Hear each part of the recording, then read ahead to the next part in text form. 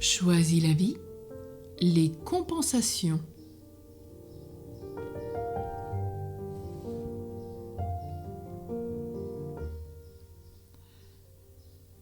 Je mange trop, je fume, je me drogue, je parle à tort et à travers, je travaille trop, je fais des collections, je n'arrive pas à jeter, je garde tout, je dépense sans discernement, je suis tout le temps dans ma tête à ressasser les mêmes idées. Je remplis le vide de mon cœur en avalant tout avec gloutonnerie. Je lis jour et nuit au point de ne plus avoir un temps de sommeil. Je mange trop de télévision, trop d'informations, trop de portables. Je dévore tous les romans et je dévore aussi mes enfants. Je mangerai n'importe quoi tellement j'ai faim d'amour. Je crève d'amour. Je suis Madame Vorace ou Monsieur Glouton. J'ai besoin de me sentir admiré pour être heureux, me sentir aimé, adulé, exister. J'attache une importance démesurée à mon apparence. Je reste des heures à la salle de bain. J'ai besoin d'être regardé, envié, entouré, sinon je vais mal.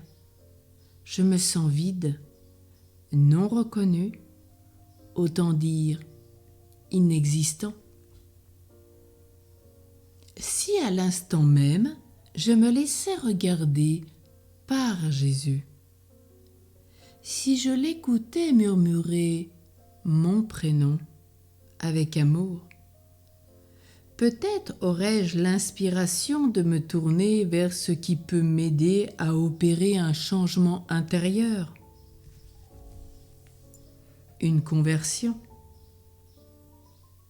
comme de voir un prêtre, un soignant, d'aller dans un lieu de guérison, passer du temps à l'adoration, prier en demandant des grâces à la Vierge Marie dans le chapelet, demander à Saint Joseph qu'il m'apprenne la grâce du silence pour quitter tous les moyens audiovisuels d'aujourd'hui.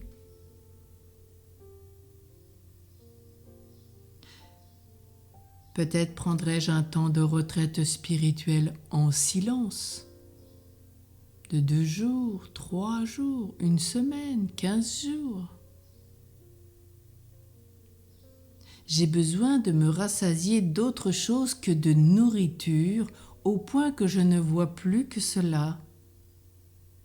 J'ai besoin d'autre chose que de drogue, quand on sait que, en France, beaucoup de conducteurs conduisent sous l'emprise de la drogue, sous l'emprise de neuroleptiques. J'ai besoin de me rassasier d'autre chose que de considération. Pour que je puisse arrêter toutes ces drogues, quelles qu'elles soient, jeter ces cigarettes, cesser de boire, arrêter les collections, en finir avec cet intellectualisme qui m'éloigne de ma profondeur, avec ce donjuanisme et cette sexualité débordante. J'apprends à m'ouvrir à l'amour de ceux que je côtoie, aussi imparfait que me semble cet amour. Oui, l'ouverture à l'amour avec un grand A, à l'amour avec tous ceux qui me sont donnés au quotidien de rencontrer. Dieu pourvoit à chacune de ces rencontres.